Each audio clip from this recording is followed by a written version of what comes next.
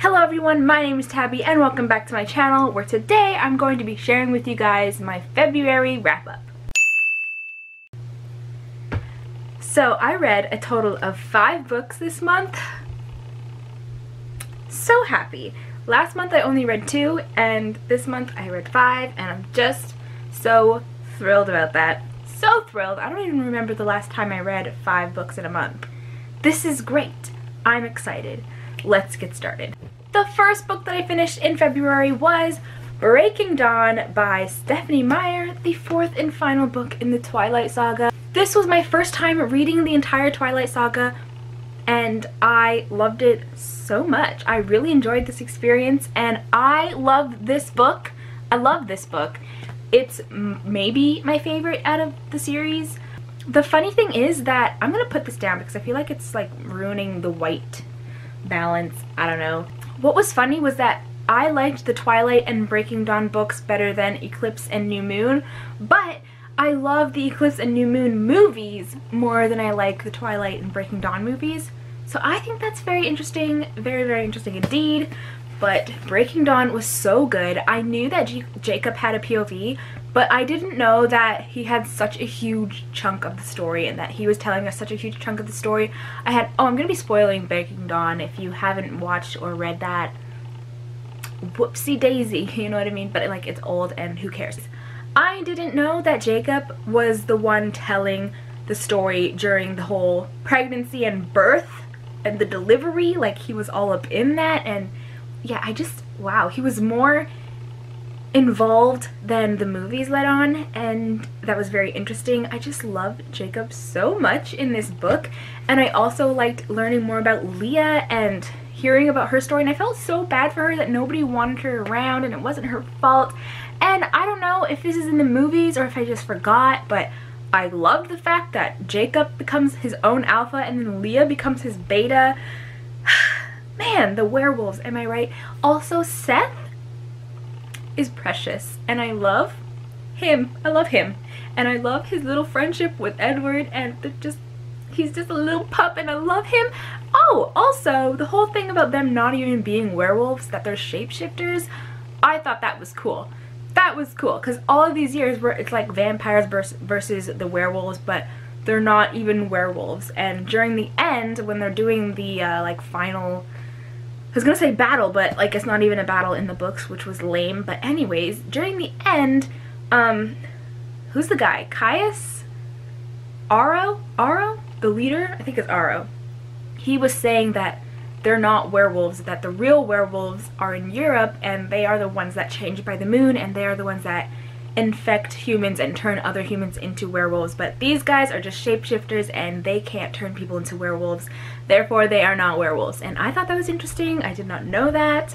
So yeah, that was cool. That was cool. Speaking of the ending though, I have to say I liked the movie's version better, where there was an actual fight scene, but then it was like a psych, just kidding, it doesn't happen. Like, I liked that whole part in the movie and it was like intense, but in the book they just go and have a chit chat and then everything's fine, and I'm just like, what? What? Really? Overall, I actually gave Breaking Dawn 4 stars. I really enjoyed it, and I really like the Twilight Saga, especially the first book and this book. I think if I had to rank them, it would be Breaking Dawn, Twilight, and then I don't know. I actually don't know what I would rank them, so I don't know. The next book that I read was Sawkill Girls by Claire Legrand, which I listened to on audiobook, and this was the group pick for Team Ketterdam for the BookTube games. This was interesting. It's, I don't even know how to explain this plot, and I feel like it would be better if you go in without knowing much, but basically it's about this island called Sawkill Rock, and it's kind of just known for like girls going missing every couple of years. Some girl goes missing, and this family moves onto the island. It's 2 sisters and a mom. Their dad just died, so they're getting a fresh start. They go to Sawkill Island, and things just start happening. It's told through 3 different point of views. One of the sisters, and then 2 girls who have grown up on Sawkill Rock. Is it called Sawkill Rock or Sawkill Ridge? Or Sawkill Island? I don't know. But the island. They've grown up there.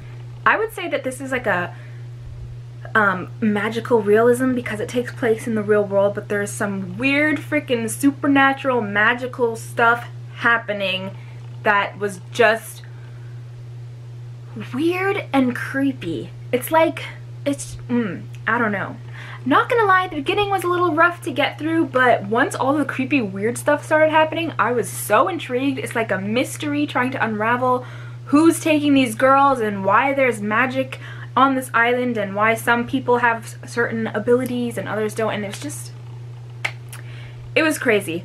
I gave this book 3 stars, maybe 3.5 stars, because I feel like near the end it got a little too supernaturally, it got a little too weird in the end. Like the ending was just so,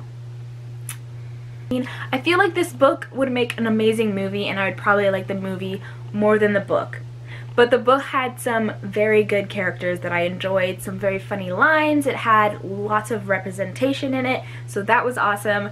Yeah, and it's pretty short, so I would recommend trying it out. I recommend the audiobook because the creepiness, having that read to you, it was good. Next, I read Air of Fire by Sarah J. Maas, book 4. No, book 3. Book 3 or 4 if you include the Assassin's Blade book. Whatever. Book 3, I don't know. It's after Crown of Midnight, which is after Throne of Glass. So book 3. We'll say book 3. I loved this book so much. Oh my god, I can't even. I filmed a book talk that's all spoilery and just me blabbering on. I don't know if I'm gonna post it because it really just does not make any sense, but I might anyways just because this book is where everything changes. The world just expands so much. We get so many new characters and POVs and I love everybody so much. This was a good one, man. This was a good one. It felt so different from Crown of Midnight and Throne of Glass. I think it's because the world expanded so much more and there's so much more on the line now and revelations are coming to light and it's just like, oh, it was just so good. I gave this 5 stars and I cannot wait to read Queen of Shadows, but that's probably not going to be till like oh no, it's going to be next month. It's going to be next month. March. This was good and I'm scared to read the rest because what if they're not this good? What if they're not? What do I do? Is this as good as it gets? I hope not. The next book that I listened to on audiobook was Certain Dark Things by Sylvia Moreno Garcia. I think I remembered that name correctly. I listened to this book for the Wicked Spirits book club that is hosted by Lauren from the Novel Lush, Amanda from the Naughty Librarian, and Brandy from Brandy Janae's Bookshelf. This was an interesting read. It's about vampires in Mexico City and the world knows about vampires. And what I thought was interesting about this one is that there are different breeds of vampires. I think it said like 10 or 13 different breeds. It kind of reminded me of Vampire Academy, how you have the Moroi and the Strigoi and the Dhampir, all different breeds of vampire. And that's what it's like in Certain Dark Things, except for these breeds are like extremely different. One breed has hunchbacks and they're able to like suck life out of an individual but also give them some of their life, so give them energy. And another breed has like feather wings and a stinger, kind of, not a stinger, but like, you know how a butterfly eats with the little tube tongue? They have that and that's how they drink blood. And then another breed is more like the vicious vampires that we know of, and they're just not nice. If you drink their blood, then you're like under their control until you die. So that's cool.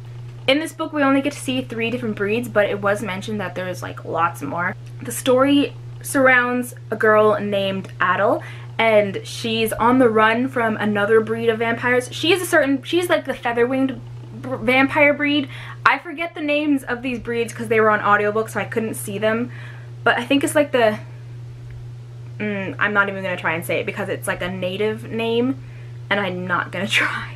But she's like the feather vampire breed, and she's running away from the vicious vampire breed because of something that happened in the past. And she meets this homeless kid who was like, I think like 18, and they band together, and it was just a very interesting book. It's a standalone from as far as I know, it's a standalone, which is weird because it was just such a random story.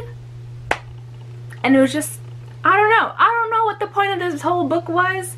it was interesting, like the world was interesting and the magic system, I guess, was interesting, like the different vampire breeds and their rules and stuff like that, but the actual plot was like, what is this? So I gave it 3 stars because it had potential, but then like the delivery was not up to par.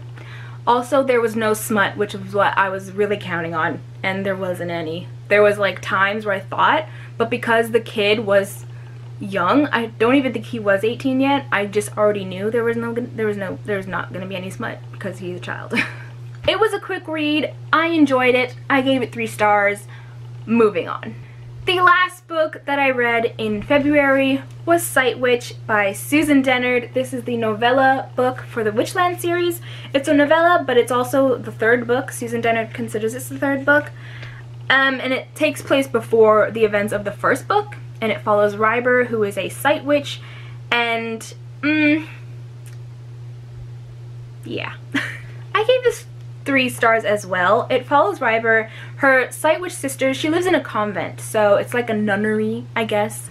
And one by one, her sisters are being taken into the mountain. It's a ritual. They're supposed to be taken into the mountain, but they're supposed to come back out a few days later. But they're not coming back out, and day by day more are going in and they're not coming back out until she's the only one left, and she has to try to figure out how to get them out because she's not allowed to go in unless she's summoned. So she has to try and figure out how to get in, find them, and how to get them out again because this ain't right. They're not supposed to be in there that long, and she's freaking out. It's also told in 2 perspectives, the present and the past. I don't know. I didn't really care for this story. It was interesting at times, but for the most part it was kind of boring, and I didn't really like Ryber as a narrator, and I kind of hope she doesn't have a POV in the future books because boring, you know what I mean? I think it was because we weren't with the main plot of like Truth Witch and Wind Witch. We weren't with those characters. We weren't in that plot. So it was, I don't know. A lot of people liked this, but it was just boring. I gave it 3 stars because there are some things that are tied to the events of Truth Witch and Wind Witch that I liked, and there are some things that are being set up for what's going to happen in Blood Witch, so I thought that was cool, but for the most part, it was kind of boring, and I'm so happy it was this long. It was only this long, so it was pretty short, thank God, because I don't know what I would have done if this was a full-length book. It would have been tough. That's definitely not my favorite in the Witchland series. I definitely love Truth Witch and Wind Witch way more. And yeah, I don't think I needed to read this. And now that I'm thinking about it and holding it in my hands, like, I feel like I would even give this a 2.5 stars. Anyways, those were all of the books that I read in February. I had a great month and I enjoyed all of the books for the most part, especially Airfire. Oh! Thank you for watching. Don't forget to like, comment, and subscribe, and I'll see you guys later. Bye!